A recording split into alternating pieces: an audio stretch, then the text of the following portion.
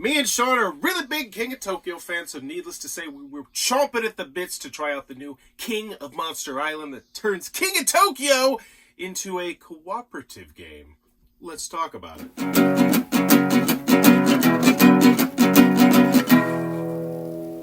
What does that even mean, Bowers Game? Ahoy there, YouTube! I'm back again today for another game review and a special tag team review. I'm here today with my 10-year-old son, Sean. Hello. And we're talking about King of Monster Island from Yellow. This is a spin-off of the King of New York, King of Tokyo fame, mostly King of Tokyo, in which you are going to be playing a cooperative adventure trying to beat a big bad monster down. But we'll take you to the table, we'll show you exactly how it works, and then we'll come back with our thoughts after trying this one out for two of the epic mega adventures. Alright, so right in front of us we have a just completed game of this. We were playing 2 players and we lost to the Lithosaur, but we're going to walk you through exactly what's going on the board, and really we're going to walk you through the boss phase and the monster phase, and then you should pretty quickly understand what you're going to be doing most of the game.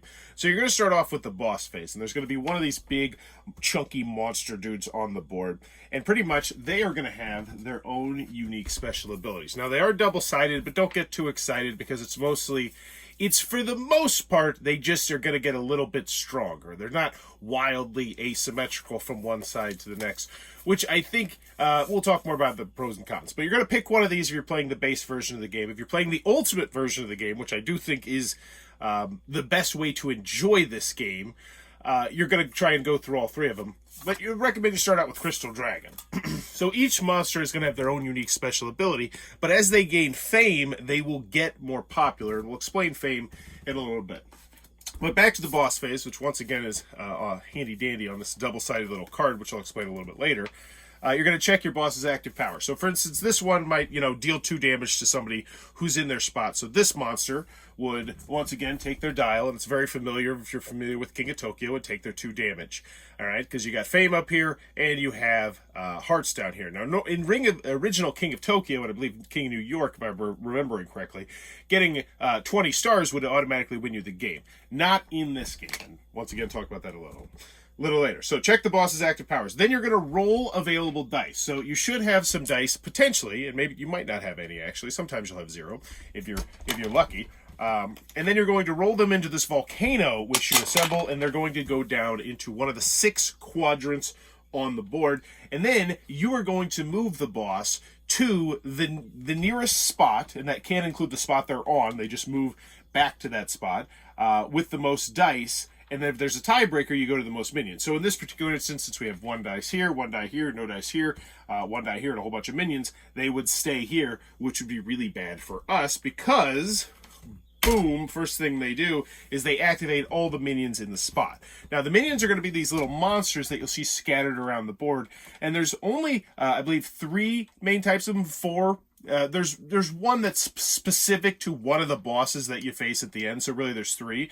There's these shield guys who protect everybody else, and you have to deal 3 damage to them in order to get them out and put them back in the bag. And this is one of the lost conditions, because this is a completely cooperative game. If you ever try and reach into the bag and grab a minion, and there's not a minion, well, then you've automatically lost the game. There's these dudes right here, the spike dudes who attack anyone who's in this spot. So right now I would be getting attacked by 2 of them, so this monster would be taking 2 damage. And then there's the blastoid ones who blast everyone else at all the different spaces. So this guy over here would be taking 1. And then these are the worst ones in my opinion. There's these little pylon, the builders. So this guy is going to build crystals onto these spots down here. Now, why this is important is it's kind of a couple different reasons. First, one of the actions you can take in this game is that if you don't want to use one of your dice, you can lock it into play right here, and then the next person who comes here can use the die. But that means, you're down a die, which is not necessarily great. But more importantly, there's also crystals down here, and if you put crystals down here, it will block your ability to put stuff.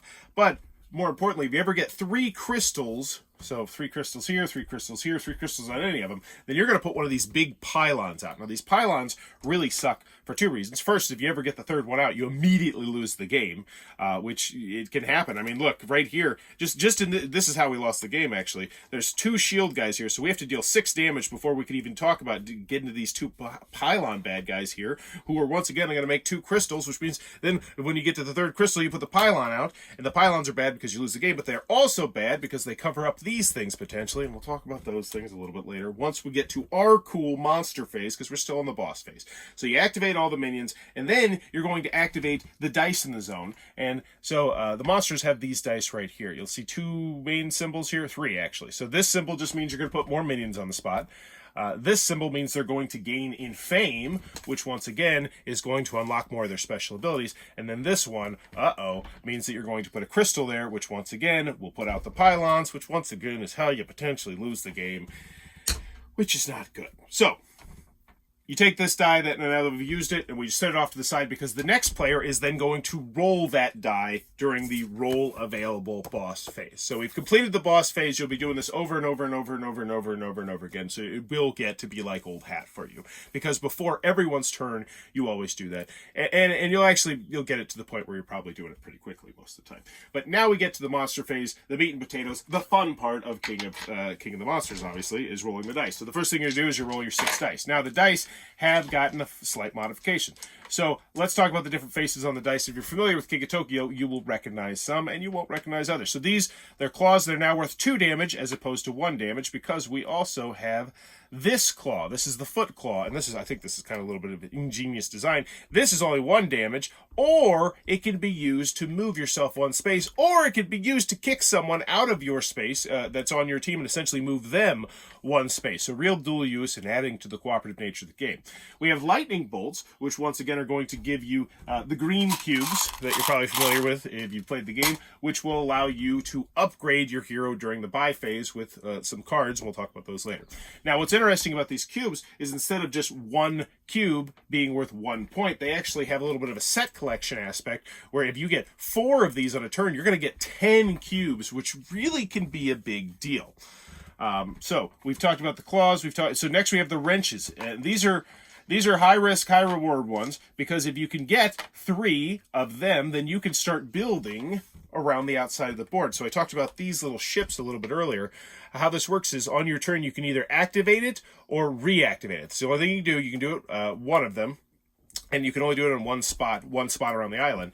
But then when you do finally get to activate it, it's like you have that die face. It's like you have an extra die face there, and they'll give you a little bit extra money.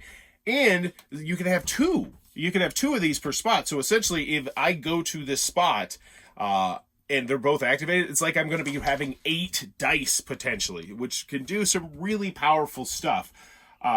So you want to go around the board building those, because, as I mentioned, there's 2 ways to play this game. You can play just a one-off sort of game where you play against 1 monster, or you can play the epic, mega, whatever they call it game, where you defeat the monster, then you move to the next monster, then you move to the next monster. And that's why I think that's the ideal way to play, is because these modifications, these board modifications, stay from game to game to game to game. And they actually teased me for a little bit for what I really was hoping this game was going to be. Not that I dislike this game, but, I had a little bit higher hopes with how highly rated I have King of Tokyo. But, anywho, those are the wrenches. Also, there's a lot of cards in the deck that once again will say, hey, if you get a wrench, you can do a certain thing with it. If you get 2 wrenches, you can do certain things with it. If you're familiar with King of Tokyo, then you probably are like, yeah, duh. So we got the hearts, which once again can heal you, or they can heal the person that shares a spot with you, which is super nice. And last but not least, we have the fame, which I think I saved for last because I think it's one of the most interesting aspects of the game. So we replaced our victory points on the stars, but now it is fame. And as soon as you get 1 fame, you get to choose from some of the groups of people that are going to help you out through the game. So, for instance, like the Mad Scientist. My personal favorite that I played with was the 8 monster. The army was super duper powerful. And as soon as you get 1 fame, you're going to take one of these. And at the beginning of the game, you'll have as many players plus 1 as you have of these. So you'll have some choices. And then these are going to be persistent special abilities that you slowly will level up as you gain more fame. And some of them are super stinking powerful. And they can really kind of allow you to craft exactly the character you want. For instance, like the 8 monsters are really, really good at going around and setting up these and getting wrenches and then doing really cool stuff with their wrenches. And they're just, I love them. They're my personal favorite, but they're really cool. So, back to the turn phase, though, which once again is on the back of these, and there's extra ones. So yes, you can use the extra ones as player reference. I love when companies utilize that space like that. So you roll 6 dice, then you do it King of Tokyo style, Yahtzee style, where essentially you'll have at most 3 rolls to do it.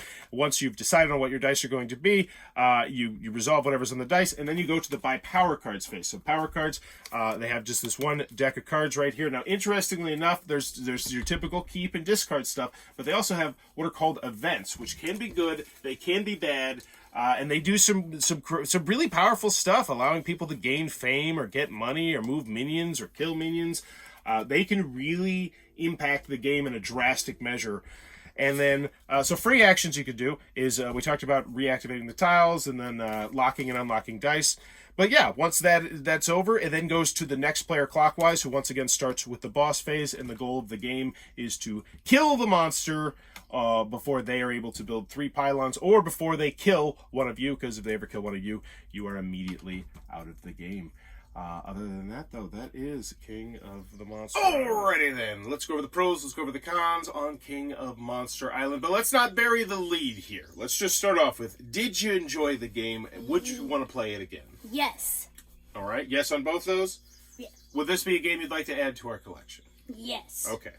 I am also a yes to all of those, but I will say his foot is very heavily on the scale to that. But let's start on the con side and go to the pro side, though, because I definitely think we're going to talk how much about we enjoyed in the pros. But let's talk about the things at first that we did not like about the game. Do you want to start, or would you like me to start? You.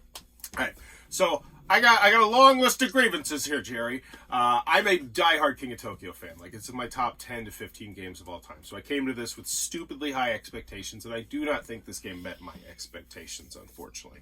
So, couple big things. First, there's 2 game modes here. The one game mode has you facing 1 monster, and the other game mode has you facing 3 monsters, all right? And if you face the one game mode, here's my main issue. I don't feel like you see all the game. Like, if you're just facing 1 monster, and maybe, yeah, you can put it on the harder difficulty, but you're not going to climb as high as you would like to on the fame chart. You know, you're not going to be able to really start to feel the synergies and get through the deck and get to the events and just get to some really interesting and exciting stuff. Would you agree with that? That you think definitely the best way to play is if you're going through all 3 of them? Yes. Okay. Now, moving on to that, to the all 3 of them, I like that, but it's a lot of King of Tokyo. It really is. Playing 3 straight games of this, it felt like a lot, didn't it?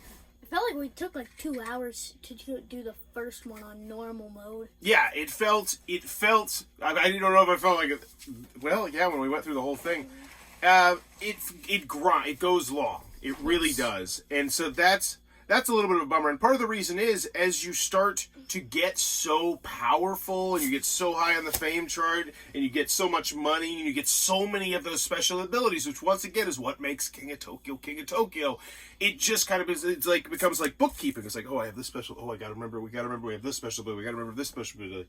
Did you feel that a little bit? Yes. Like, yes. I had, go ahead.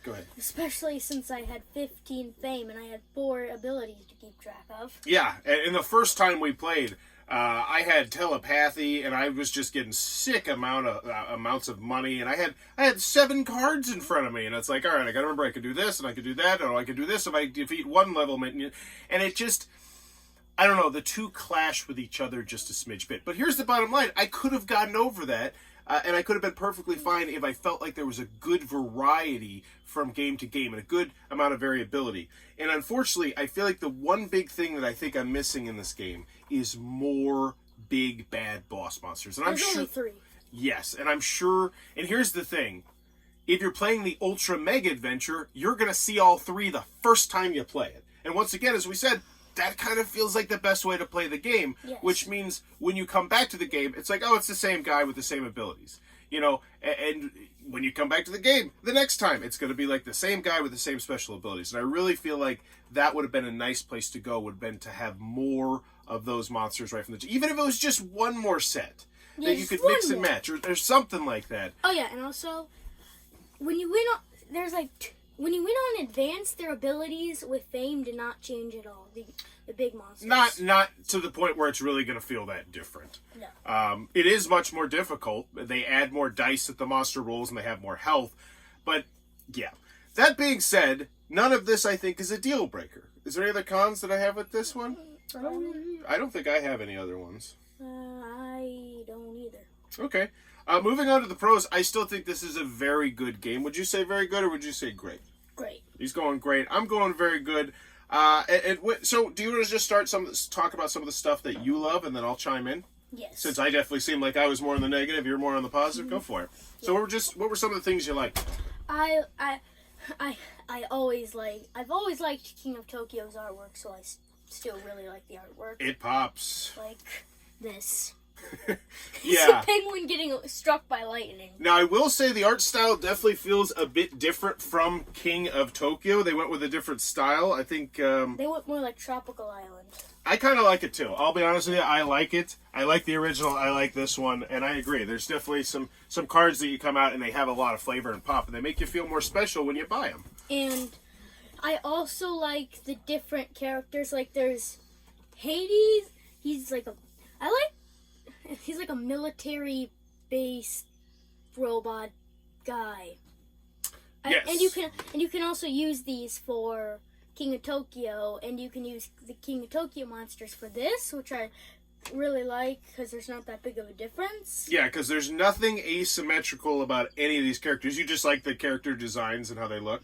Yes. I would agree. I think they're 5 fun ones. There's like one from Stranger Things. I think that's where they're... Yeah, it looked like that. I've seen it a lot, even though I never watched Stranger Things. It's got like it's got a flower head. Yeah, except it's got a big smiley face. Yeah, I think they're nice additions. I don't think they're my favorites. I think I'd still go with X Smash Tree most of the time because he's just my favorite. But there's some nice ones here. X Smash Tree. What else did you like about it? I also liked how you could like pick your different people that would help you, and then the more fame you got, the more they would support you. I love this. I'm really glad you chimed on this. I think this was a super cool aspect. It makes your character immediately feel asymmetrical, because that's one of the problems with King of Tokyo, and I love King of Tokyo. Your character doesn't feel different, unless if you have the power-up expansion. That's a small chunk of it, but I was going with the fact that if the cards that you want don't come out, like in King of Tokyo, you can't always play the way you want to play because there's only 3 cards in the buy row, and other people are going to be buying those cards, other people are going to be clearing those cards, and so you kind of just become the best monster that pops up, unless you want to save your electricity. With this one, as Sean said, at the beginning of the game, you get to pick one of these, and everybody gets, so there's all of them plus 1, and then you get to pick exactly how you kind of want to cater your character. And that's really cool. And even the beginning special abilities that you get for just 1 fame feel good. Yeah, right? like I have 1 damage to a single attack on my turn when I played with the army. I kind of like my 5 fame better because I can attack from right here.